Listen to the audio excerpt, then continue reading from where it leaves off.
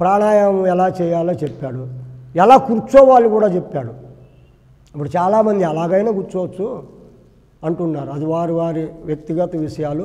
ఎలా కూర్చున్నా ఏదో భక్తిగా వచ్చేదానికి ఒక అవకాశం ఉంటుందని చెప్పింటారు.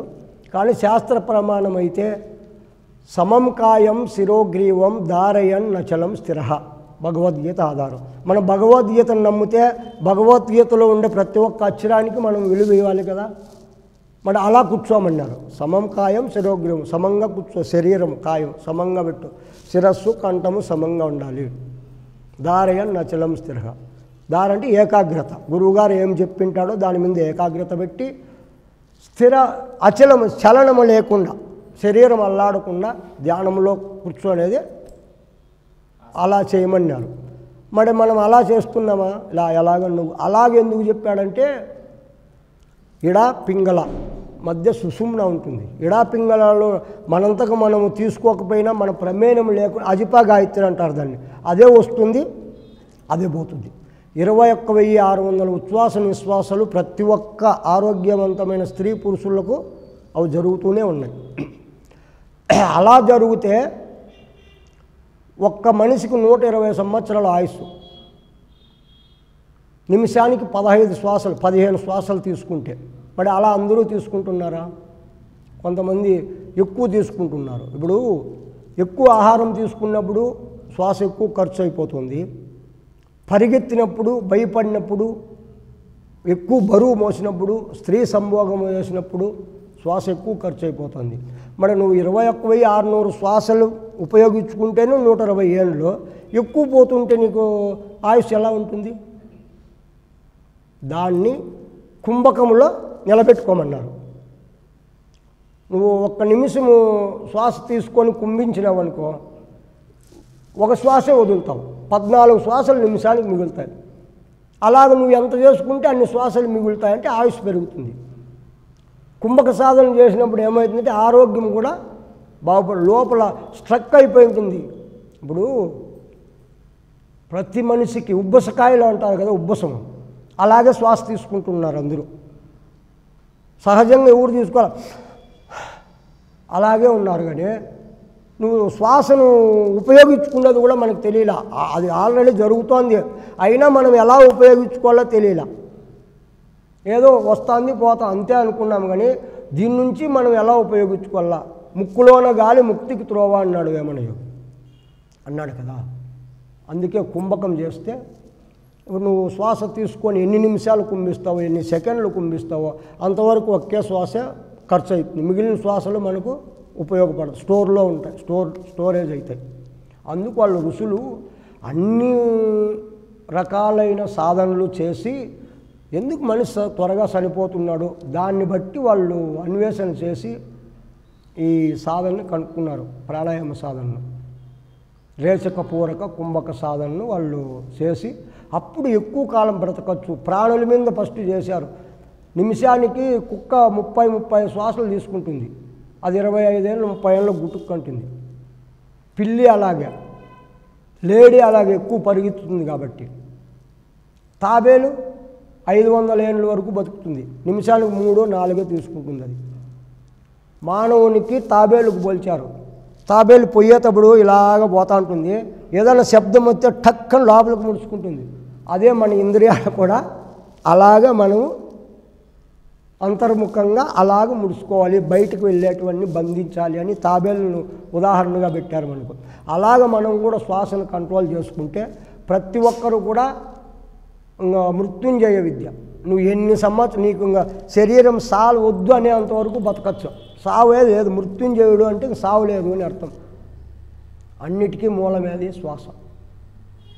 ప్రతి ఒక్క ప్రాణికి చెయ్యి పోయినా, తలకాయ పోయినా, కాళ్ళు పోయినా బతుకుతుంది, మళ్ళీ తగిలిస్తారు. గొంతు కోసేస్తే ఊపిరి లేకపోతే జీవుడు ఇక్కడ ఉంటాడు కంఠంలో, అందుకే గొంతు కోస్తేనే ప్రాణి చనిపోతుంది, లేదంటే సావదు. హార్ట్ పోయినా మారుస్తున్నారు కదా, ఏది పోయినా మారుస్తున్నారు. ఊపిరి పోతే మారుస్తారా? మరి ఏది పట్టుకొని మనం వెళ్ళాలి? మనం ఈ ప్రయాణంలో ఏది పట్టుకుంటే మనం ముందుకెళ్తాం? శ్వాసను పట్టుకోవాలి కదా. శ్వాసే గురువు, శ్వాసే దేవుడు, శ్వాసే నువ్వు, అన్నిటికీ శ్వాసే. మనం దాన్ని పట్టుకోము. వేరేటివన్నీ ఇప్పుడు ఏది పట్టుకుంటే ఇంక పట్టుకునేది అవసరం లేదు అది పట్టుకోము. పనికిరానివన్నీ పట్టుకుంటాము, మాకేది రాలేదు. ఎలా వస్తుంది? సరైనటువంటి దావలో వెళితే నీ ప్రయాణం సుఖంగా ఉంటుంది. ఇప్పుడు హైవేలు వెళితే ఎలా ఉంటుంది? డ్రైవింగ్ కరెక్ట్గా రాకపోయినా హైవేలు వెళ్ళొచ్చు. అదే క్రాస్ సందులు గొందుల్లో వెళ్తే యాక్సిడెంట్లు అయితే ట్రాఫిక్ జామ్ అవుతుంది. ఈ పొద్దు పోతే రేపు పోతావు, చేరుకుంటావు. అదే హైవేలు వెళితే కుండలిని మహావిద్య యోగ సాధన హైవే లాంటిది. కరెక్ట్గా చేసేవానికి రాకెట్ ప్రయాణం ఇది. కొన్ని ఏళ్ళు తపస్సు చేయాల్సిన పనిలే. కరెక్ట్గా గురువును, ముఖ్యమైంది గురువుని నమ్మాలి, దేవుణ్ణి కాదు నమ్మాల్సింది. దేవుడు కనపడతాడా కనపడడా అదంతా అవతల మాట. గురువు కనపడతాడు సాక్షాత్. ఇప్పుడు నువ్వు దేవుణ్ణి చూడాలంటే ఎవరు నేర్పేది? దానికే ఏమన్నారు మనోళ్ళు, గురు బ్రహ్మ గురురు విష్ణు గురుదేవో మహేశ్వర, గురు సాక్షాత్ పరబ్రహ్మ తస్మై శ్రీ గురువే నమః అన్నారు. కానీ తస్మాత్ భగవంతుడు గురువే నమః అనలేదు. గురువే అన్నాడా? గురువునే అన్నారు. ముగ్గురు కూడా సృష్టి స్థితి లయ, మూడు కారణాలు కూడా గురువులోనే ఉన్నాయి. గురువును పట్టుకుంటే అన్నీ వస్తాయి. నేను చెప్పే విషయము ఇంతవరకు చెప్పింది కాదు, ఇది వినండి అందరూ బాగా. గురువును పట్టుకుంటే అన్నీ వస్తాయి, దేవుణ్ణి పట్టుకుంటే ఏది రాదు. ఎందుకు రాదు? దేవుణ్ణి చూపించే దేవుడు. దేవుణ్ణి చూడాలంటే ఎవరు చూపించేది? ఆ దావ ఎవరు చూపించేది? గురువు చూపిస్తారు. గురువు. మరి గురువు గొప్పవాడా దేవుడు గొప్పవాడా? గురువే గొప్ప. నా దృష్టిలో గురువే అన్నిటికీ. ఎందుకంటున్నానంటే ఇప్పుడు ఒక రాయి, తరుంగాన్ రాయిని శిల్పి దానికి రూపాలు ఇచ్చి శిలను చేసి గర్భగుడిలో పెట్టి మంత్రోచ్చారణ వేద మంత్రాలతో పెడితే పూజలు అందుకుంటున్నది. అలాంటి రాయిని అలాంటి గర్భగుడిలో పెట్టినటువంటి వ్యక్తి మా యోగానంద భారతి గురువు గారు. మరి గురువే గొప్ప నాకు దేవుడు గొప్ప ఎలా అంటే గురువే గొప్ప నాకు. గురువు తర్వాతే దేవుడు. దేవుడు కూడా గురువు లేకుండా దేవుని దగ్గరికి వెళ్ళినా కూడా నాయన మీ గురువు దగ్గరికి, నువ్వు గురువు దగ్గరికి వెళ్ళిరా నాయన నా దగ్గరికి అంటాడు. ఎందుకంటే ఆ దేవుడు కూడా అవతారం ఎత్తినప్పుడు, కృష్ణ పరమాత్మ అవతారం ఎత్తినప్పుడు సాందీ మహాముని దగ్గరికి వెళ్ళాడు శిష్యునిగా. మరి ఆయన అవతార పురుషుడు ఎందుకు వెళ్ళాలి? గురువు ఉండాలి. శ్రీరామచంద్రమూర్తి కూడా వశిష్ఠ మహర్షి, వాల్మీకి మహర్షి దగ్గరికి గురువుగా వెళ్ళాడు, విశ్వామిత్ర మహర్షి దగ్గరికి, వాళ్ళ దగ్గరికి. మరి వాళ్ళకే గురువు ఉన్నప్పుడు మన ఈ కలియుగంలో గురువు లేకపోతే, గురువు లేని విద్య గుడ్డి విద్య, అది రాణిస్తుంది. దానికి ఉదాహరణ చెప్తా. ఏకలవ్యుని కథ చెప్పాలి. ఏకలవ్యుడు గురువు ద్రోణాచార్యుల దగ్గరికి పోతే ఆ అర్జునునికి మాట ఇచ్చింటాడు కాబట్టి నేను రాజులకే శత్రువులకే నేర్పుతాను, వేరే వాళ్ళకి నేర్పడు అంటాడు. ఎందుకంటే ఆ మాట కట్టుబడి లేదా ఆయనకేమో నేర్పేయాలని ఉంది, అయినా అక్కడ మాట ఇచ్చింటాడు కాబట్టి. అప్పుడు నేను ఫిక్స్ అయిపోయినాను, నేను కుండలిని విద్యని ఎలా ఫిక్స్ అయింటున్నా అలాగే ఆయన కూడా నువ్వే గురువు అని, మీరే గురువు అని నేను ఫిక్స్ అయిపోయినా అని బొమ్మను పెట్టుకొని సాధన చేస్తాడు. ఆ తపశ్శక్తితోనే సరస్వతి వచ్చే అతనికి విద్య ఇస్తుంది. అయినా లాస్ట్కు విద్య ఎలా పోతుంది? బొటనవేలు అడుగుతాడు ద్రోణాచార్యుడు. ఎందుకంటే గొప్ప విలువిద్యలో ఆరితేరింటాడు, అర్జునుని మించిపోయి ఉంటాడు, శబ్దవేది అన్నీ నేర్చుకుంటాడు.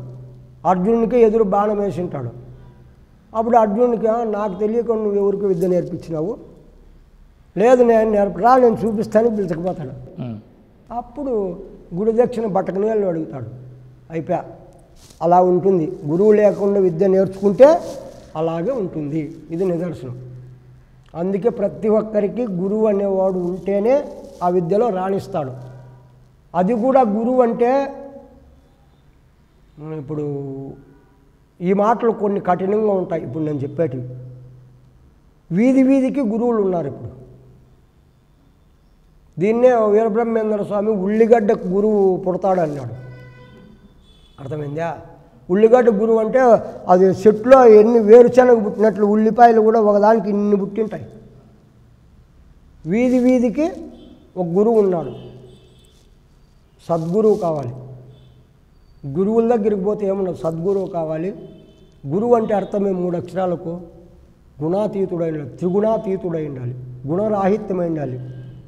అజ్ఞానం అనే చీకటిని తొలగించి జ్ఞానం అనే వెలుతురును చూపించి ఉన్న స్థితి నుండి ఉన్నత స్థితికి తీసుకువెళ్ళగేటువంటి శక్తి ఉంటేనే గురువుగా రాణిస్తాడు.